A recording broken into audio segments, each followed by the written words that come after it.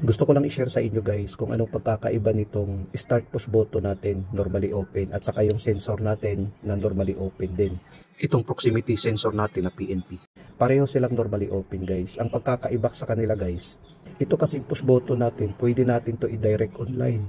Pwede natin to i-direct na i-connect sa ating 220 volts. I-connect natin sa contactor natin.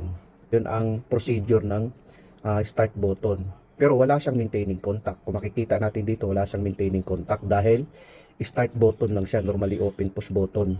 Ngayon, kung gusto mo magkakaroon ng maintaining contact, lagyan natin ng impulse relay.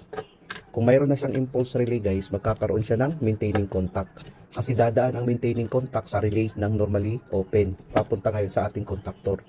Sa mga gustong malaman kung mayroon ba akong connection nito, mayroon na akong connection nito guys, uploaded na rin sa aking FB page, sa aking Facebook or sa aking YouTube na Bernas TV. Single push button ang pamagat, tapos single push button, stop start, single push button. Yun kasi guys, pag i-press natin to, gagana ang contactor. Pag i-press natin ulit, mamamatay dahil mayroong impulse relay na ginagamit. Ang pagkakaiba nila guys, nitong sensor natin, ito siya guys, itong push button natin, pwede natin i-direct online.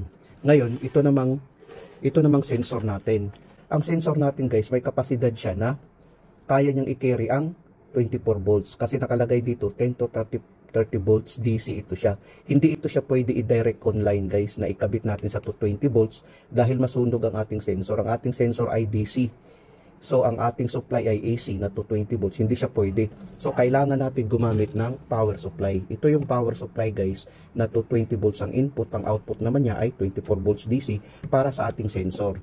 Ngayon, paano naman natin to papaganahin ang ating contactor na 220 volts? Paano natin to papaganahin gamit ang sensor?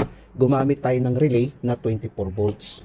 Gumamit tayo ng relay na 24 volts non-polarized relay ang ating gagamitin para mapa-activate natin tong contactor natin.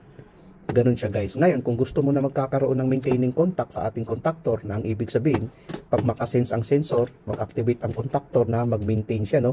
Kung hindi makasense ang object ang ating sensor, kailangan din natin ng impulse relay para sa maintaining contact ng ating contactor.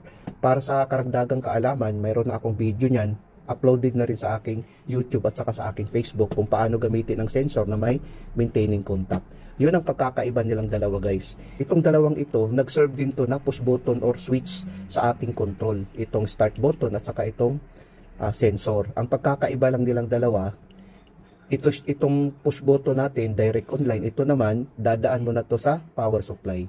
Hindi siya pwede na i-direct online natin sa 220 volts. Kundi dadaan sa ating power supply para magkakaroon ng power ang ating 24 volts DC na para sa sensor. Ganun guys ang pagkakaiba nilang dalawa. Pero itong dalawang ito, ginagamit ito sa control. It serve as switch or push button itong dalawang ito. Sana guys nakapagbigay ito ng konting kaalaman sa mga baguhan. Maraming salamat sa inyo guys. Hanggang sa muli.